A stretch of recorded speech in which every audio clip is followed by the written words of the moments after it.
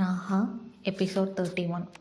3 நாட்கள் கழித்து அன்றுதான் சங்கவைக்கு 2ஆம் நாள் ட்ரீட்மெண்ட் அறைக்குள் சங்கவையும் திவ்யாவும் காத்திருக்க அந்த அறையின் மூலையில் இருந்த கம்ப்யூட்டரின் முன்னால் அமர்ந்து சங்கவையின் தலையை ஸ்கேன் செய்த ரிப்போர்ட்டை பார்த்து கொண்டிருந்தார் ரவிமித்ரன். நர்ஸ் ஒருத்தி ரவிமித்ரன் சொல்லியிருந்த வேலைகளை சற்று தள்ளி நின்று செய்து கொண்டிருந்தாள். மனநலத்துக்காக அளிக்கப்படும் ட்ரீட்மெண்ட்டை கட்டாயமாக வீடியோ ரெக்கார்ட் செய்திருக்க வேண்டும் என்பது விதி. அதனால் சற்று தள்ளி வீடியோ கேமரா இருந்தது. இன்னும் சற்று நேரத்தில் சிவா ஒரு வயதான ஆளை இவர்தான் விடுகன் என்று சொல்லி உள்ளே அழைத்து வரப்போவதால் அந்த கேமரா அப்போது தயார் நிலையில் இருந்தது. தனக்கென்று கொடுக்கப்பட்ட மைக்கை மாட்டிக்கொண்டு இறுக்கமான முகத்தோடு அமர்ந்திருந்த சங்கவையை பார்க்க கஷ்டமாக இருந்தது திவ்யாவிற்கு. சங்கு, ஏண்டி இப்படி இருக்க? காரணம் உனக்கு தெரியாதா திவ்யா? ஓப்பனா சொல்லட்டுமா? எனக்கும் சிவாவுக்கும் நல்ல முறையில் கல்யாணம் நடந்து முடியும்னு எனக்கு சுத்தமாக நம்பிக்கையே இல்லை. அவரை கொல்லணும்னு சொல்லிட்டு இருக்கிறேன் கூட எப்படி காலத்துக்கும் அவரால் நிம்மதியாக இருக்க முடியும்? அதனால தான் சொல்கிறேன், கல்யாணம் வேணாம்னு படித்து சொல்கிறேன். யார் கேட்குறீங்க? நாளைக்கு என் மூலமாக அவருக்கு ஏதாவது ஆபத்து வந்துட்டா ஐயோ, நினச்சி பார்க்கவே எனக்கு ரொம்ப பயமாக இருக்குது. தலை வேற லேசாக சுற்றுற மாதிரி இருக்குது. இருக்கும், ஏன் இருக்காது? நேற்று ராத்திரி சரியாக சாப்பிடலை, காலையிலையும் சாப்பாடு வேணாம்னு சொல்லிட்டேன். ஆனால் உனக்கு சாப்பிட ஏதாவது கொடுக்காம ட்ரீட்மெண்ட் ஆரம்பிக்க முடியாதுன்னு மாமா சொல்லிட்டாரு. ஆப்பிள் கொண்டு வந்திருக்கேன். தன் ஹேண்ட்பேக்கில் இருந்து அந்த பாக்ஸை வெளியே எடுத்தாள் திவ்யா. இந்த பாக்ஸில் நைஃபும் இருக்குது, ஆப்பிளும் இருக்குது, கட் பண்ணி சாப்பிடு. எப்போதும் பதில் எதுவும் சொல்லாமல் அமர்ந்திருந்த சங்கவையை நெருங்கி அவள் தோளில் கை வைத்தாள் திவ்யா. உனக்கு என் மேலே நம்பிக்கை இருக்கா இல்லையா சங்கு? எங்கள் மாமா சாதாரண ஆள் இல்லை. இந்த 40 வயசுலேயே மெடிக்கல் துறையில் அவர் நிறைய சாதனைகள் செஞ்சுருக்கார். அதை பற்றியெல்லாம் உனக்கும் தெரியும். அவர் கொடுக்க போகிற ட்ரீட்மெண்ட்டால் கூடிய சீக்கிரம் உன்னோட இந்த டிஸார்டர் சரியாக போயிடும். கல்யாணத்தை ஒத்தி வைக்கலான்னு நாங்கள் தான் சொல்லிட்டோம்ல, அப்புறம் ஏன் நிறுத்தணும்னு பேசிக்கிட்டே இருக்கேன்? ஆமாம் சங்கவை, திவ்யா பேசுகிறது எல்லாமே ரொம்ப கரெக்ட். உங்கள் எதிர்கால வாழ்க்கையை பற்றின எந்த குழப்பமுமே உங்களுக்கு வேண்டாம். தைரியமாக இருங்க. அந்த ஆப்பிளை சாப்பிட்டு முடிங்க. நான் ஏதோ வரேன். ரவிமித்ரன் வெளியேற, ஆப்பிளை கட் பண்ணி சாப்பிடுடி வரேன் சொல்லிவிட்டு திவ்யாவும் அறையை விட்டு வெளியேறி வராண்டாவில் நடந்து கொண்டிருந்த ரவிமித்ரனிடம் ஓடினாள். மாமா சொல்லு திவ்யா, ரொம்ப பயமாக இருக்கு மாமா. இன்னும் கொஞ்சம் நேரத்தில் சிவா அண்ணா ஒரு ஆளை கூப்பிட்டுக்கிட்டு வந்து சங்கவை முன்னாடி நிறுத்த போகிறாரு. இவர் தான் வடுகன்னு பொய் சொல்ல போகிறாரு. அதுக்கப்புறம் என்ன நடக்கும்னு நினச்சாலே ரொம்ப பயமாக இருக்கு மாமா.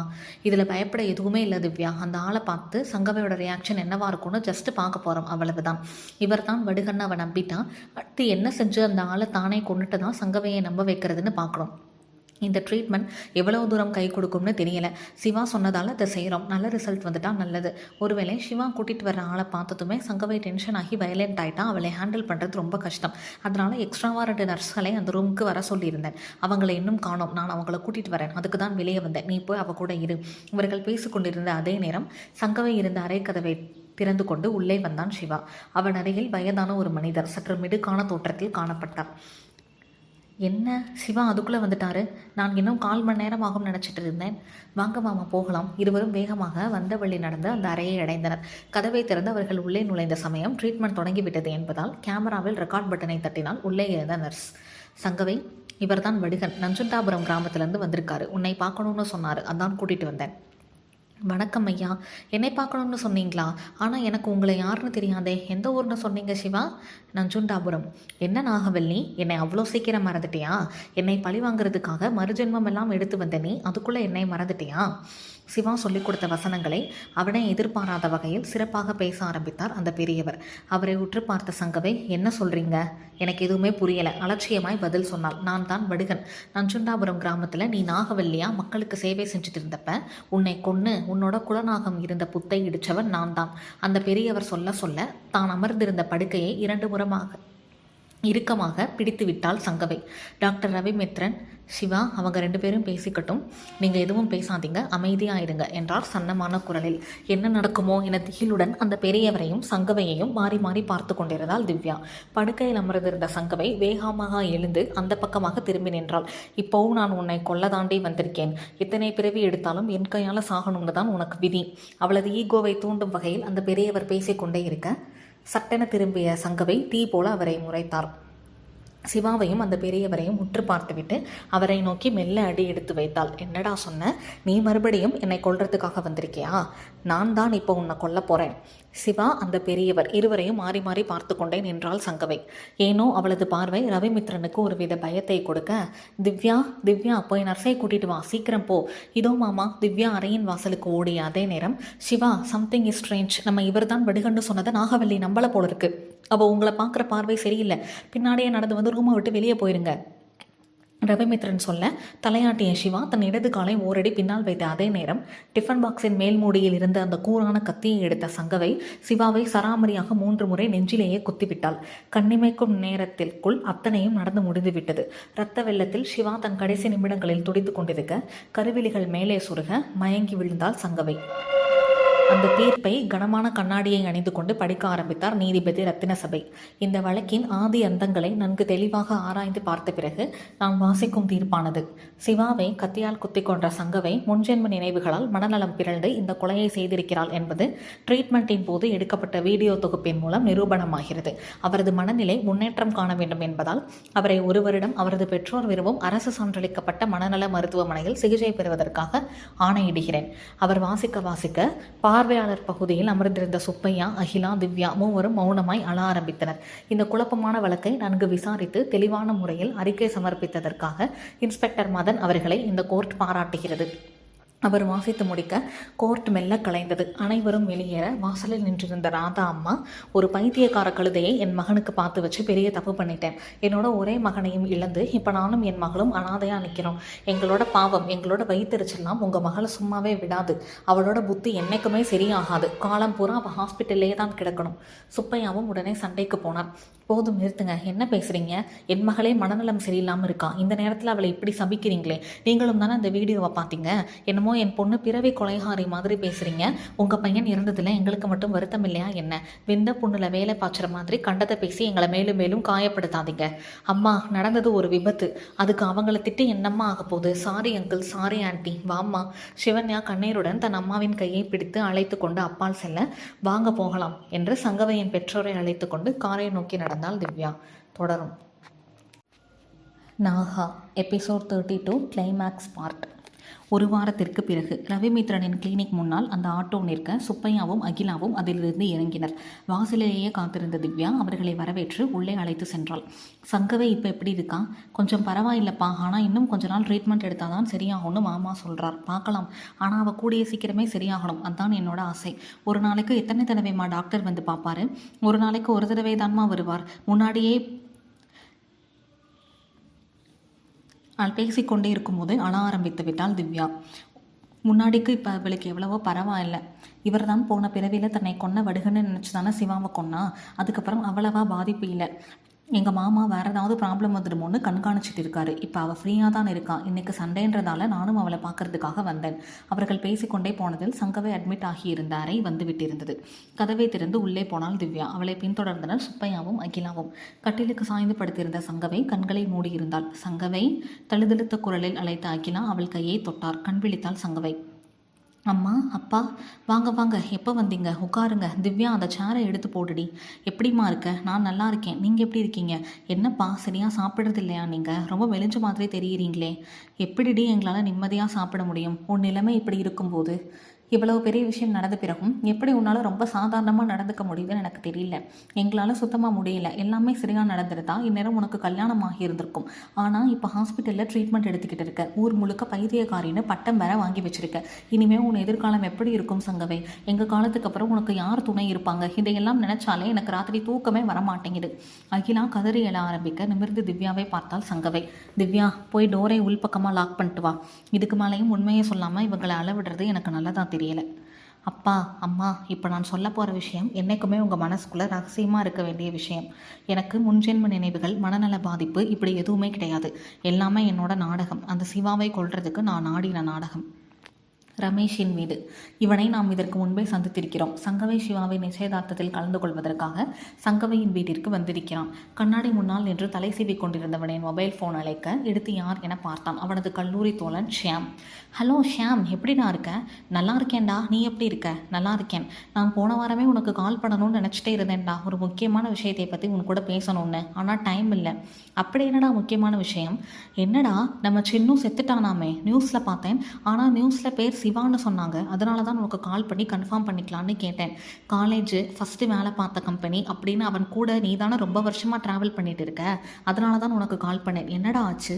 பெருமூச்சு ஒன்றை வெளியேற்றினான் ரமேஷ். ஆமாடா, செத்து போனது சின்னுதான். அவனுக்கு நிச்சயம் பண்ணின பொண்ணு மனநலம் சரியில்லாமல் அவனை கத்தியால் குத்தி கொண்டுட்டான். சின்னசாமியும் தன்னோட அப்பா அவனுக்கு வச்ச பேரை சிவான்னு அவன் மாற்றி 4 வருஷம் ஆச்சு. ரொம்ப அதிர்ச்சியாக இருக்குடா. ஆனால் இவனோட மரணத்தால் எனக்கு இன்னொரு விஷயம் ப்ரூவ் ஆகுது. கர்மா இஸ் அ பூமராங்டா. நம்ம எது செய்கிறோமோ அது நல்லதாக இருந்தால் அதுக்கான நல்ல பலனையும், கெட்டதாக இருந்தால் அதுக்கான கெட்ட பலனையும் அனுபவிச்சே ஆகணுங்கிறது எவ்வளவு கரெக்டாக இருக்குல்ல. இவன் விஷயத்தை பொறுத்த வரைக்கும் காலேஜ் டேஸ்லேருந்தே மன்மதன் மாதிரி தானே சுற்றிட்டு இருந்தான். எத்தனை பொண்ணுங்களை லவ் பண்ணி ஏமாற்றி தன்னோட வலையில் விழ வச்சிருப்பான். நான்லாம் அவனை நிறைய தடவை தனியாக கூப்பிட்டு அட்வைஸ் பண்ணியிருக்கேன்டா. ஆனாலும் அவன் காலேஜ் முடிக்கிற வரை திருந்தவே இல்லை. நீ வேற, காலேஜ் முடிஞ்சதுக்கு அப்புறமும், ஏன் 4 வருஷம் முன்னாடி வரைக்கும் கூட அப்படித்தான் இருந்தான். ஆனால் தனக்கு இப்படி ஒரு மோசமான இன்னொரு முகம் இருக்குங்கிறது எந்த காரணத்தை கொண்டும் என்னைக்கும் அவங்க அம்மாவுக்கும் அவனுடைய தங்கச்சிக்கும் தெரிஞ்சிடக்கூடாதுன்னு தெளிவாக இருந்தான். ஒரு தடவை அவனோட தங்கச்சி இருக்குல்ல, அது கூட படிக்கிற பொண்ணோட அக்காவையே லவ் பண்ணுன்னு பின்னாடி சுற்றி டார்ச்சர் பண்ணிட்டு இருந்தான். ஒரு நாள் அந்த பொண்ணு கூட இவனோட தங்கச்சியை பார்த்துட்டான். அவன் மூலமாக தன்னோட தங்கச்சிக்கு தன்னை பற்றி தெரிஞ்சிருமோன்னு பயந்து அப்படியே அந்த பொண்ணுக்கிட்ட பேசுறதவே நிப்பாட்டிட்டான். அவங்க அம்மா எனக்குன்னு இருக்கிறது நீ தான். உங்கள் அப்பா மாதிரி இல்லாமல் நீ ரொம்ப ஒழுக்கமான பிள்ளையா, என் பேச்சை கேட்குற பிள்ளையா வளர்ந்துருக்க அப்படின்னு அடிக்கடி சொல்லுவாங்களாம். அதனால தன்னோட லீலைகளை எல்லாம் பரவாயில்லையே, அம்மாவோட வார்த்தைக்கு அவ்வளவு மதிப்பு கொடுக்குறவனா அவன்? அப்படியெல்லாம் இல்லைடா, புத்தி அதே புத்தி தான், ஆனால் ரொம்ப ஆடுறதில்ல. அப்பா வச்ச பேர் எனக்கு வேணாம் அப்படின்னு சொல்லி சின்னசாமின்ற தன் பேரை சிவான்னு மாற்றிக்கிட்டான். அதனால் பேரை கிட்டதும் டக்குன்னு அவனை நிறைய பேருக்கு தெரியாமல் போயிடும் இல்லையா? ஓ, இதுக்காக தான் பேரை மாற்றினானா? ஆமாடா, இந்த பொண்ணும் நல்ல வசதியான வீட்டு பொண்ணு, ஒரே பொண்ணு. அவங்க அம்மா அப்பாவுக்கு அப்புறம் சொத்து இவளுக்கு தான். அதனால் அவனுக்கு சங்கவை மூலமாக நிறைய சொத்து கிடைக்கும். அதனால தான் கல்யாணம் பண்ணிக்கிறதுக்கு சரின்னு சொன்னான். அந்த பொண்ணுக்கிட்டையும் நல்ல பேர் வாங்குறதுக்காக ரொம்ப நடிச்சு கொட்டினான். சரி, ஒரு பொண்ணு வாழ்க்கையில் வந்துட்டான், இனியாவது இவன் திருந்துவான்னு நினச்சிட்டு இருந்தேன். எதுவும் ஆகலை. இப்போ செத்து போனதுதான் மிச்சம். அவங்க அம்மாவை நினச்சாதான்டா ரொம்ப கஷ்டமாக இருக்குது. அவங்களுக்கு வாழ்க்கையில் வாச்ச 2 ஆண்களுமே சரியில்லை. அவங்க அப்பாவும் சரியில்லை, இவனும் சரியில்லை. அதுக்கு என்னடா பண்ண முடியும்? அது அவங்க தலையெழுத்து. சரி, நம்ம கூட படித்தால ரம்யா ஸ்டேட்ஸில் செட்டில் ஆகிட்டாலாமே. போன வாரம் தான் இன்ஸ்டாகிராமில் பார்த்தேன். ஏன்னா அப்படியே அவர்களின் பேச்சு திசை மாறி போனது. ஹாஸ்பிட்டல். சங்கவை, நீ நீ என்ன சொல்கிற? ஆமாம்மா, அந்த சிவாவை கொல்றதுக்காக நான் போட்ட வேஷம் தான் இந்த நாகவல்லி வேஷம். இந்த திட்டத்துக்கு என் கூட உறுதுணையாக இருந்தது திவ்யாவும் திவ்யாவோட மாமா ரவிமித்ரனும். கதவை சாத்தி தாள் போட்டுவிட்டு சங்கவையின் அருகில் வந்து நின்றாள் திவ்யா. நான் எதுக்கு சிவாவை கொலை பண்ணணும்னு பார்க்குறீங்களா? காரணம் இருக்குது. நம்ம அங்கவை செத்ததுக்கு இவன் தான் காரணம். ஆனால் நிஷா அக்கா நம்மக்கிட்ட சொன்ன மாதிரி இவனை ஒரு தலையாக காதலிச்சு அதனால் நம்ம அக்கா சாகலை. இவனும் நம்ம அக்காவை லவ் பண்ணுறேன்னு சொல்லி ஏமாற்றி அவள் வாழ்க்கையவே அழிச்சிட்டான். அந்த விரக்தியில் தான் அக்கா செத்து போயிட்டான். தொடர்ச்சியாக தலையில் இடிமேல் இடி விழுந்தது போல் நிலை குலைந்து போய்விட்டனர் சங்கவையின் பெற்றோர். நாம் 5 வருடத்துக்கு முன்னால் செல்வோம்.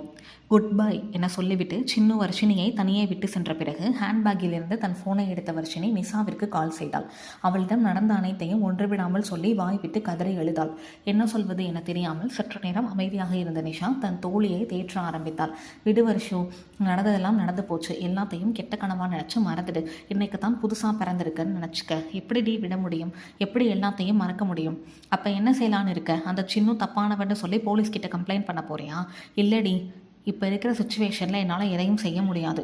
ஆனால் இந்த விஷயத்தை மறந்துட்டு நான் நார்மலாக இருந்தால் எங்கள் வீட்டில் என்னை வேறு யாருக்காவது கல்யாணம் பண்ணி வச்சுடுவாங்க. என்னால் அந்த பர்சனை எப்படி ஏமாற்ற முடியும்? வர்ஷு, இந்த விஷயத்தில் உன் மேலே எந்த தப்பும் இல்லை. உன்னை லவ் பண்ணுறதா நடித்து ஏமாற்றி தான் நினச்ச காரியத்தை சாதிச்சுக்கிட்ட அந்த சின்ன உன்னை கலட்டி விட்டுட்டு போயிருக்கான். இதனால் நீ கில்ட்டியாக ஃபீல் பண்ணுறதுக்கு எந்த அவசியமும் இல்லை. அவள் 5 நிமிடங்களை செலவழித்து வர்ஷினியை ஆறுதல் படுத்துவதற்காக நிறைய பேசினாலும் அதை எதுவுமே காதில் வாங்கி கொள்ளும் மனநிலையில் வர்ஷினி இல்லை. நிஷா, நீ எனக்கு ஒரு சத்தியம் பண்ணி கொடுக்கணும். செய்வியா? சத்தியமா? எதுக்கு? முதல்ல நான் கேட்ட கேள்விக்கு பதில் சொல்லு நிஷா. எனக்கு நீ சத்தியம் பண்ணி தரணும். நாளைக்கு எனக்கு ஏதாவது ஆனால் என்னோட இந்த கேவலமான கருப்பு பக்கங்கள் என் வீட்டில் யாருக்குமே தெரியக்கூடாது. என் அம்மா அப்பா என் தங்கச்சியை பொறுத்த வரைக்கும் நான் ரொம்ப பர்ஃபெக்டான பொண்ணு. எனக்குள்ள ஒரு ஏமாளி ஒளிஞ்சுக்கிட்டு இருந்தான்ற விஷயம் அவங்களுக்கு என்றைக்குமே தெரியக்கூடாது. எந்த சூழ்நிலையிலும் இந்த விஷயத்தை நீ அவங்கக்கிட்ட சொல்லக்கூடாது. சரியா? சொல்ல மாட்டேன்னு சத்தியம் பண்ணு. என்னடி நீ என்னென்னமோ பேசுகிற? நீ முதல்ல எங்கே இருக்கன்னு சொல்லு, நான் அங்கே வரேன். எதுனாலும் நேரில் பேசிக்கலாம். நான் பீச்சில் தான் இருக்கேன், நீ வா பேசலாம். ஆனால் அதுக்கு முதல்ல சத்தியம் பண்ணி கொடு. நீ என்னோட பெஸ்ட் ஃப்ரெண்ட் அப்படின்ற உரிமையில் கேட்குறேன் நிஷா, ப்ளீஸ் சத்தியம் பண்ணி கொடு. சரிடி, சத்தியமாக யார்கிட்டையும் உன்னை பற்றி சொல்ல மாட்டேன். இது உனக்கும் எனக்கும் மட்டுமே தெரிஞ்ச ரகசியமாக காலம் வரைக்கும் இருக்கும். தேங்க்யூ நிஷா. உன்னை நான் ரொம்ப அவமானப்படுத்தியிருக்கேன், ஹர்ட் பண்ணியிருக்கேன். என்னோட நல்லதுக்காக நீ செஞ்ச எந்த விஷயத்தையும், நீ சொன்ன எந்த விஷயத்தையும் கன்சிடர் பண்ணாமல் காதில் வாங்காமல் நான் நினச்சது தான் சரின்ற மெதப்பில் தப்புக்கு மேலே தப்பு பண்ணி இப்போ தோற்று போய் நிற்கிறேன். என்னை மன்னிச்சிடு நிஷா. I love you. ஃபோனை கட் செய்து விட்டாள் வர்ஷினி. நிஷா அக்கா கிட்ட பேசிட்டு ஃபோனை கட் பண்ணின அங்கவை இருட்டுற வரைக்கும் பீச்சில் தனியாக உட்காந்துருந்துட்டு அப்படியே கடலில் விழுந்துட்டா. மறுநாள் காலையில் பாடி கரையில் ஒதுங்குச்சு. அக்கா ஃபோனையும் தூக்கி கடலில் போட்டுட்டதால கடைசியாக யாருக்கு கால் பண்ணா அந்த மாதிரி எந்த டீட்டெயில்ஸும் போலீஸுக்கு தெரியல. நிஷா அக்கா தானாக முன் வந்து என் ஃப்ரெண்ட் அங்கவை ஒரு பையனை ஒன் சைடாக லவ் பண்ணா, இவளவை அவன் ஏற்றுக்காததால் மனசு உடைஞ்சு இந்த முடிவை எடுத்துட்டான்னு போலீஸ்கிட்ட சொல்லிட்டாங்க. நம்ம வீட்லையும் அதே கதையை சொல்லி சமாளிச்சிட்டாங்க. ஆனால் நான் காலேஜ் படிச்சுட்டு சென்னையில் இருந்தப்போ நிஷா அக்கா ஒரு நாள் எனக்கு கால் பண்ணாங்க. ஏர்போர்ட்டுக்கு வர சொன்னாங்க. கல்யாணமாகி அவங்க ஹஸ்பண்ட் கூட ஃபாரினுக்கு கிளம்புற நிஷா அக்கா கிளம்புறதுக்கு கொஞ்சம் நேரத்துக்கு முன்னாடி என்கிட்ட அக்காவை பற்றின எல்லா உண்மைகளையும் சொல்லிட்டாங்க. ஏர்போர்ட்க்கு என் கூட வந்த திவ்யாவுக்கும் எனக்கும் எல்லா உண்மைகளும் தெரிஞ்சு போச்சு. ஹாஸ்டலுக்கு வந்து கதறினேன், துடிச்சேன். அன்னைக்கு முடிவு பண்ணேன், அந்த சின்னுவை பழி வாங்கணும்னு. அவனோட ஆஃபீஸில் அவனை பற்றி விசாரிச்சா எந்த தகவலும் இல்லைன்னு நிஷா அக்கா சொன்னாங்க. அவன் பேர் சின்னசாமி, சுருக்கமாக சின்னுன்னு கூப்பிடுவாங்க. அது மட்டும்தான் எனக்கு தெரியும். அவனோட ஒரு ஃபோட்டோவையும் நிஷா அக்கா எனக்கு அனுப்பி வச்சுருந்தாங்க. அந்த ஃபோட்டோவை வச்சுட்டு நான் அவனை தேடினா ஏன் எதுக்குங்கிற கேள்வி வரும். அவனை கொலை பண்ணிவிட்டு காலம் ஃபுல்லாக ஜெயிலில் இருக்க நான் விரும்பலை. அவன் பேர் சின்னசாமின்ற ஒரு தகவலை மட்டும் வச்சுக்கிட்டு அவனை கண்டுபிடிக்க என்னாலையும் எதுவும் செய்ய முடியலை. வருஷங்கள் போய்கிட்டே இருந்துச்சு. எனக்குள்ளே இருந்த வெறியும் கூடிக்கிட்டே இருந்துச்சு. நம்ம ஆழமாக ஒரு விஷயத்தை செய்யணும்னு நினச்சோம்னா இந்த பிரபஞ்சம் அதை செய்கிறதுக்கான எல்லா வேலைகளையும் பார்க்கும்னு சொல்லுவாங்க இல்லையா? அதுதான் என் வாழ்க்கையிலும் நடந்துச்சு. எனக்கு கல்யாணம் ஆகணும்னு மேட்ரிமோனியில் ரெஜிஸ்டர் பண்ணீங்க இல்லை? அதில் சிவா ப்ரொஃபைலை பார்த்தேன்.